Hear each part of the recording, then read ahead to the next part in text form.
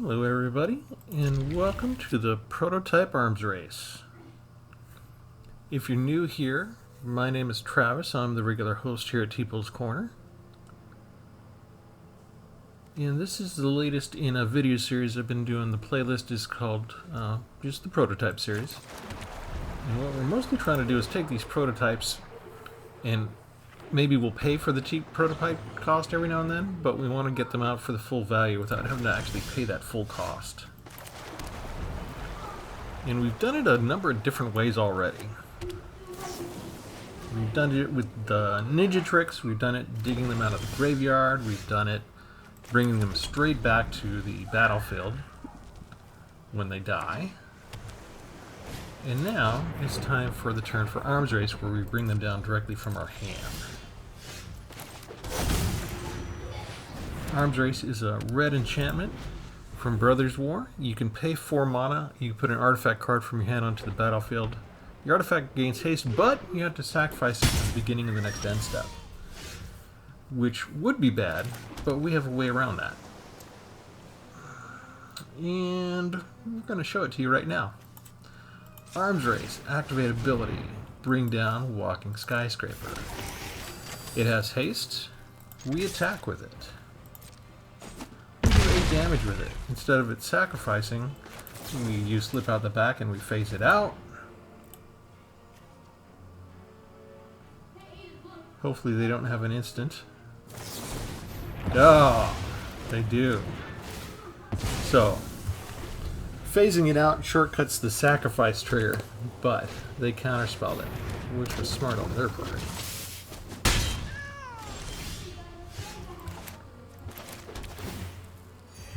And now we're going to wait a turn.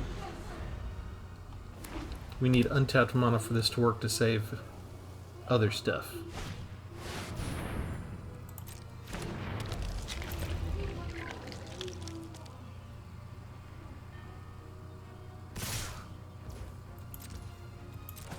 Catching up on the health total, so we're not looking the greatest here, but we can do a neat little trick here. They're tapped out, so we're going to bring down the portal to Phyrexia. It's a 3 creature board wipe. We'll lose the portal because of Arms Race's sacrifice trigger at the end.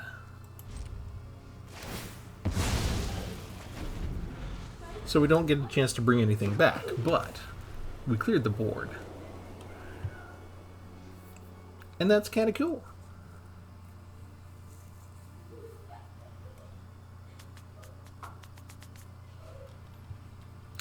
And hopefully they're running out of ammo.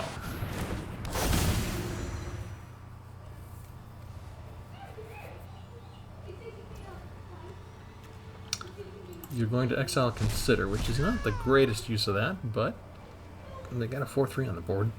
I don't even have this card yet. It would be nice to add to this deck that I have right here, I think. That would be awesome, actually. That would be perfect. I need to get me some of this card. Alright. We bring down Spotterthopter first. We get to scry 4. We don't need another Arms Race. I kind of feel like... Let's see, what do we got here? 5 and 5. I guess Temporal Firestorm? No, wait. He's down to 12. Okay, let's go for broke. Let's go for broke here. And get these up front. Come on. Get out of the way. I don't really want to throw you in the trash. I'll take you as a backup. Okay, there we go. Alright. Next, we attack. And instead of sacrificing, Planar Incision. Which, when we were doing some of our other decks, and oh hello, I get to scry again. Whoop-de-doo. Okay, I don't think I need the extra lands right now, so we'll just throw the lands away. Who needs lands anymore? Anyway, one of our YouTube commenters pointed out Planar Incision was a good way to short circuit the prototype effect and bring them back at full value. So that was a good way to do things.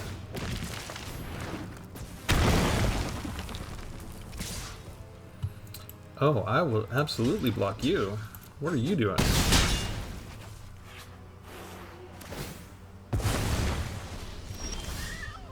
Okay, and then this will be game.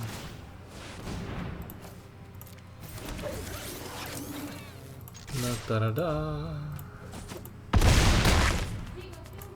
Tell them good game. Alright, I think it's all downhill from here. Yeah, that was fun for me. I don't know how much fun it was for my opponent. Do we all do the smiley face when we win? Does anybody actually win and say, oh no, that wasn't fun for me? I think we're all tempted to hit the frowny face when we lose, right? But sometimes we still have fun even when we lose. Okay, I'm going to go in and show you the entire deck. The playtesting up till now has been miserable. I think maybe this is the final configuration. But as always, the star of the show will be Arms Race no matter what. We want to get one copy of this out. We usually don't need more than one unless they have a disenchant. And then we just bring our artifacts down, our artifact creatures. We get haste, we hit them in the face, and we lose them a lot of the times. But we do have 10 cards that will help save them from the sacrifice trigger. And one of those slip out the back, because when you phase it out, it's not around when you get to the end step, so Arms Race can't find it. When it phases back in, it's already passed. This is a one-time only trigger. It only looks for it once on the turn that you put it in. When it comes back after being phased out, it doesn't matter anymore. So this short circuits the sacrifice cost. And I learned that from accidentally while I was doing this on a Blitz creature. And I actually made a deck recently called Blitz Phase, where we tried to capitalize on this, where you play the Blitz cost, and with that mechanic you have to sacrifice the creature at the end of the turn. No, not if you phase it out. Then you get to keep the creature, plus you still get to draw a card at the end of your turn. So that was pretty cool. And the Blitz Phase deck wasn't the greatest deck, but I've always been on the lookout for a way to continue to take advantage of this phasing opportunity. And it turns out any sacrifice trigger you can short circuit with phasing out. So we have 2 copies of March of the Swirling Mist, which is an instant. We can exile anything. We can phase out anything. And this could be used to phase out our opponent's creatures if there's too many coming at us and we need a turn tempo. Or maybe we just want to phase out one of our creatures so that we can short circuit the sacrifice cost. We also have 4 copies of Planar Incision. You saw us use that. When you exile the target artifact or creature, guess what? That short circuits the sacrifice cost too, because in essence, you've exiled the original creature that this applied to. And when it comes back, it's basically considered a new creature. And that's why if we paid, say, the prototype cost for Falaji Dragon Engine, it came out as 1/3, it comes back as a 5/5 once we exile it, because the upper right is what the rules look at for when you're bringing a card onto the battlefield. It assumes you pay the upper right cost, not this smaller internal alternative prototype cost. So between these 10 cards, we have 10 cards built into the deck, all about short-circuiting the cost of one card.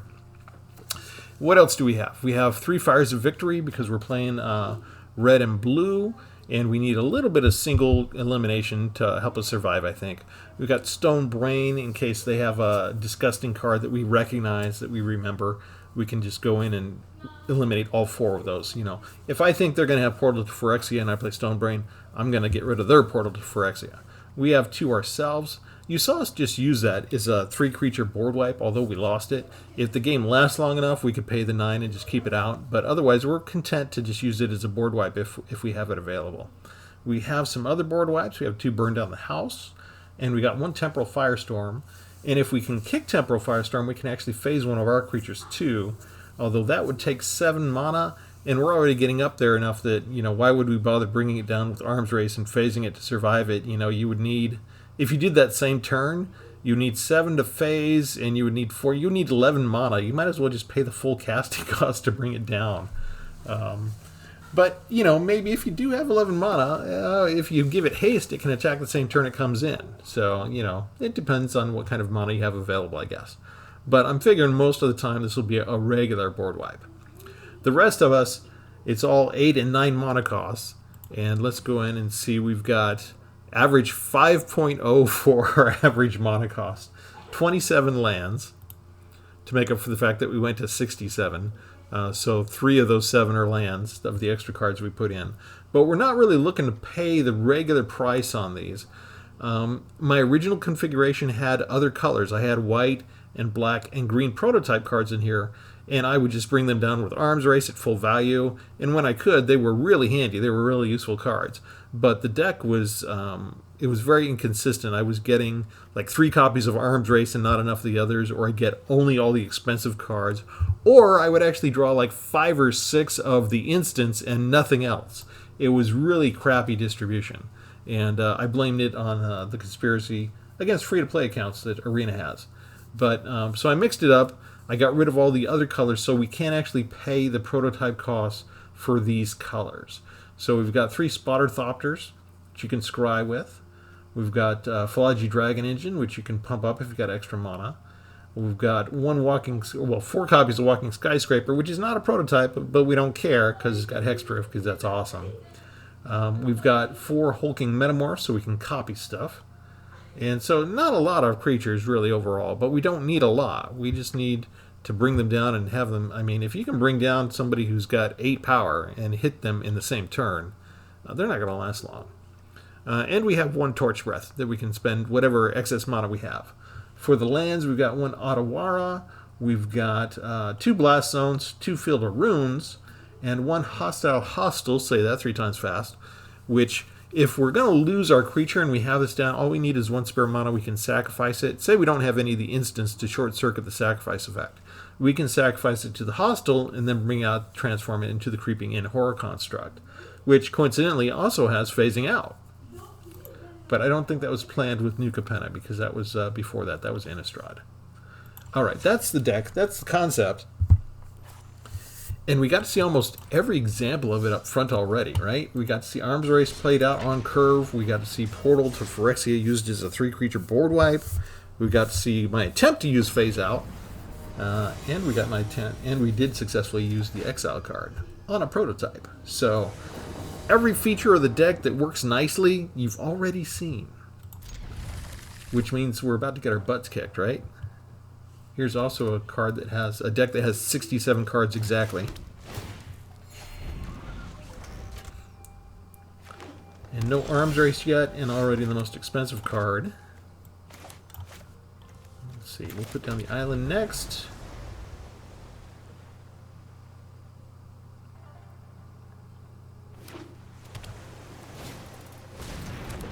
Oh no, it's one of those decks. Well, let's go ahead and put down Philology, because that may be the only thing we can do for a while. I can't play Fires of Victory, but I'll probably just start charging up my Blast Zone.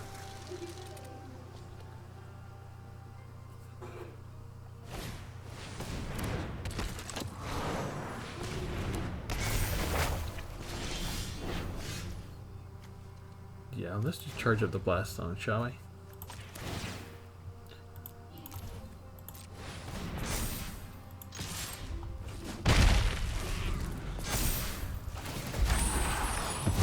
Those are 2, right? So if I can wait for Sousa's Many Journeys, if I can afford to lose the land... Oh, hello. For the sake of the future, I will defend the Gross. past. Who's that handsome devil? Alright. You are disgusting. And you can do 2 damage. So Teferi goes away. We're not putting up with that. Running out of time. Running out of time.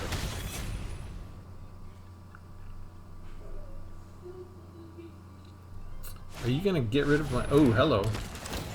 Cleanup crew. I don't know what I can do against that. 3 slip out the backs. Did I mention that this happens sometimes to me? I guess we just keep charging Blast Zone. We don't have much else to do here. We can't get rid of the other 3 now.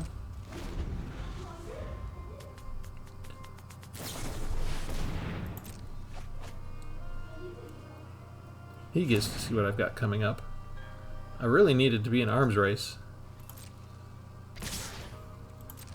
And I could use land. I guess we're just going to do slip out the back on Cleanup Crew. Save myself 6 points of damage. It's a stopgap.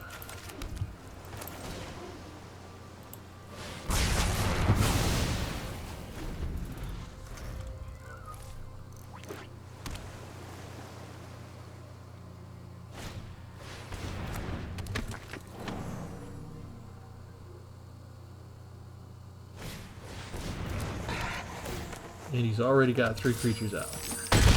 Cute. I think that's pretty much it for me, isn't it?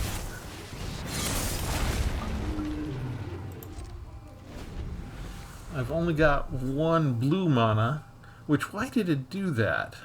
I should have manually tapped. I mean, it doesn't matter. He's got Limited Multiverse out now. Yeah, nothing says you're overpowered with nothing on the board, but going up against 2 cleanup crews and 1 with the Multiverse. Oh, I really paid for my first win, didn't I? It's like, okay, Travis, you want to demonstrate a deck. You can demonstrate all that's good about it, and then after that, everything crumbles to dust.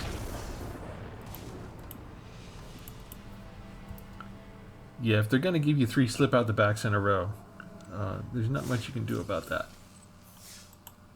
So, probably don't try and take this into ranked. But we're going to see if we can find Arms Race again. It's fun when you can do it.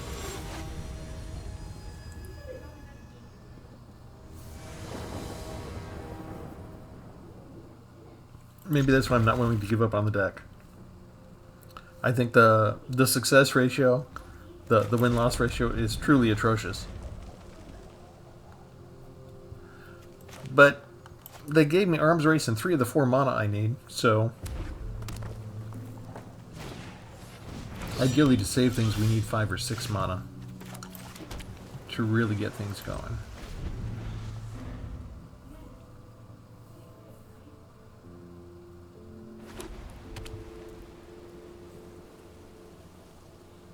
This will probably be a cheap deck to start with.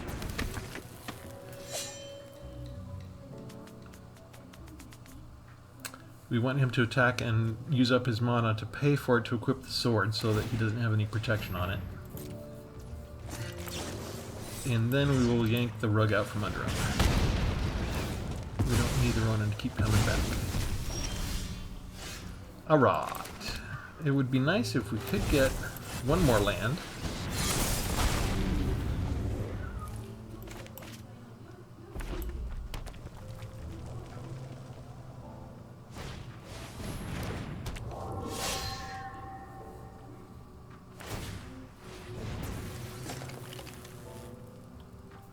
That thing has haste too.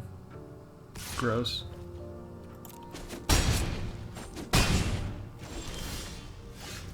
We're not gonna last long without land.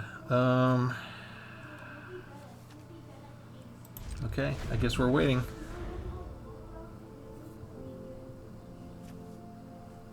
If I change that, yeah, that's gonna work.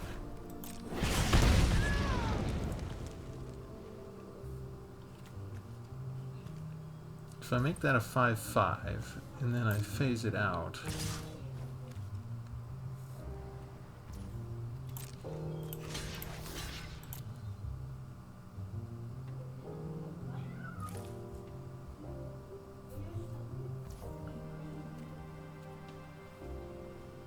let's go ahead and do it.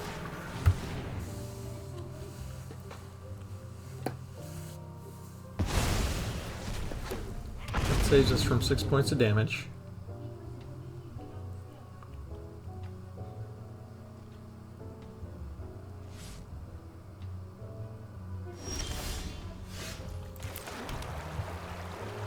And now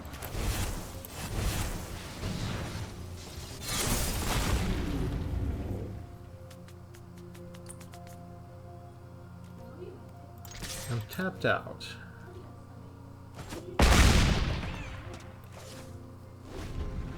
Can I take another 6 points of damage?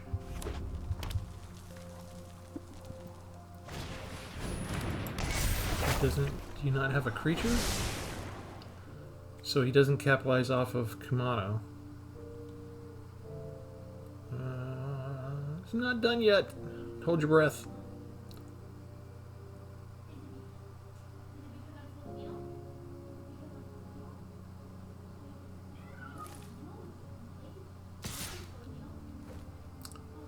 Okay, we're gonna let you hit me for 6.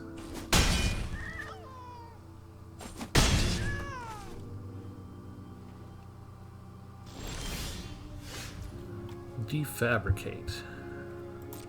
Okay. We'll hit you for 6. We're doing this opposite. Usually we would have put out Arms Race first, but he's got a small, cheap deck, but it's already done a lot of damage to me. Just with one double strike creature equipped with a sword.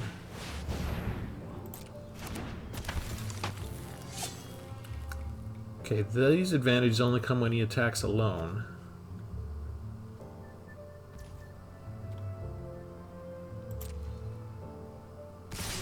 He's going to attack with everybody.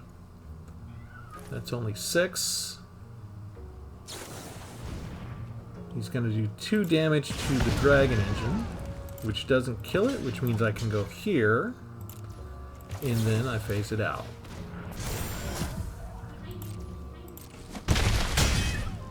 Down to 1. My turn. Ugh, none of that works. None of that helps. Thanks a lot. I just needed one more land to do the Temporal Firestorm. 6, 7, 8. Wait. 9. Figure it out, Travis. 10. That's why you never quit. 1 life point, we pull it out. Woohoo! And our core concept Arms Race is just sitting there teasing us in the hand. Alright, 1 more. Because I'm a glutton for punishment.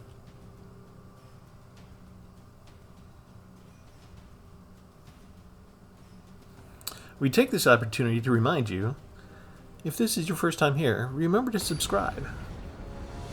And if you get a chance, hit the like button too, because that allegedly helps us out.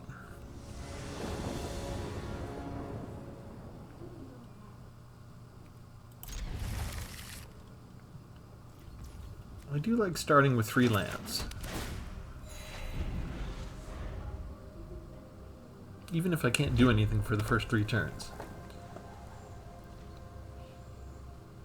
And we came up with, originally on this thing, we came up against mono-red aggro a lot. It was disgusting. And they would always mono-starve me so that I would never get my 5th land to do my board wipe.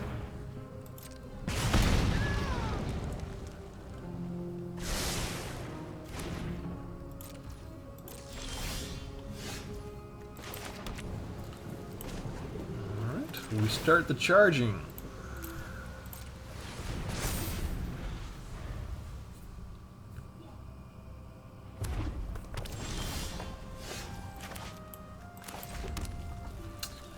Let's see, if he's got play with fire,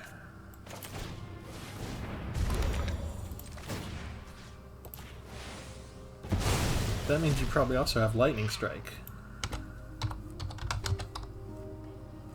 Lightning strike.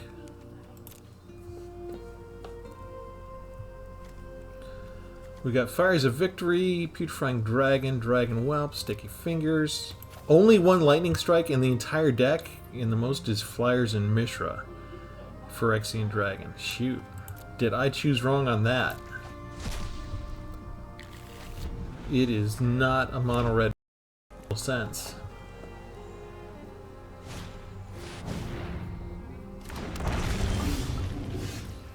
And no help there. Do I bother putting down the Hulking Metamorph? Sure. That'll give him a target for Fires of Victory. It'll make him feel good.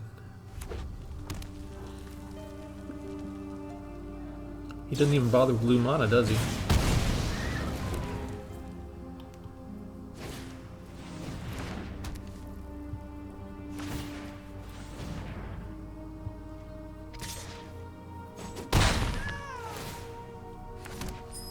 I need Arms Race to show up. Or a land. A land would be good.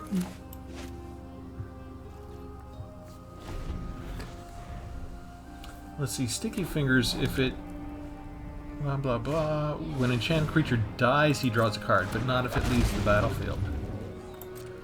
So if I do this to him, he'll lose sticky fingers and won't keep getting the treasure tokens.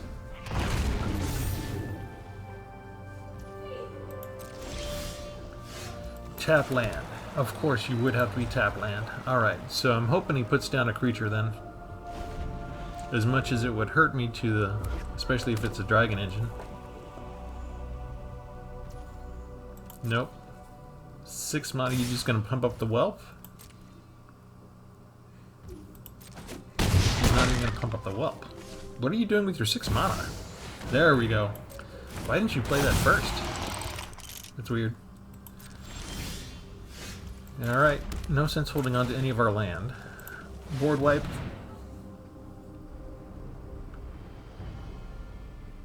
He does have the color black, so that he can put out Mishra.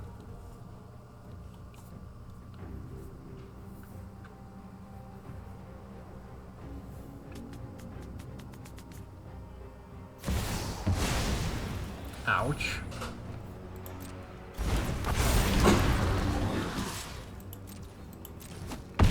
I'm dead. Does that count as a 1 mana? My blast zone won't work on it now. Alright, I can put you out, so I can block you for a turn. And I guess I'm just using my mana to put up another charge because I can't go back.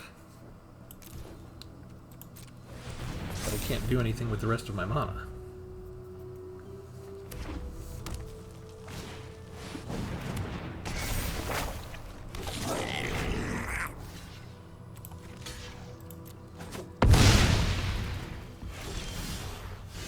Planar Incision. Okay. We can use it on that one. Never mind, I'm dead. Alright, yeah, I went for Lightning Strike, and I should have waited, I guess, to see more of the deck. As I've gone up against so much red aggro playtesting this deck yesterday. Alright, we'll go in and show you the rest of the deck. We didn't fare too well.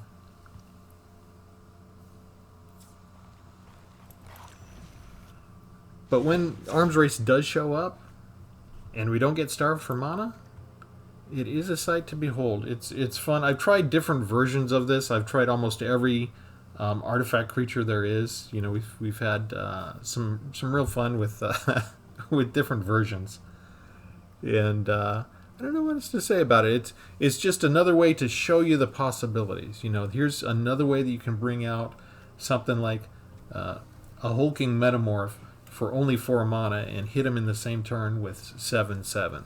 And ideally, if you had something else out to copy, you could get even more benefit out of that. The planar incisions and the slip out the backs when you've got enough mana handy to really keep the artifact creatures around as well. It just gives you a good feeling. So, unfortunately, we don't get dealt the cards in the order that we need a lot of the time. We get dealt some of these sometimes, some of these sometimes, and sometimes this shows up 2 or 3 times up front or not at all. I can go through half the deck and never see an Arms Race. It's really discouraging how strangely the cards deal out sometimes. But it's fun to play with Arms Race. I got to figure out if there's another different way that I can use it. But we'll leave it there for now. This has been Travis for Tpull's Corner. Remember to like and subscribe, and we'll have something else for you next time. Thanks. Have a good one.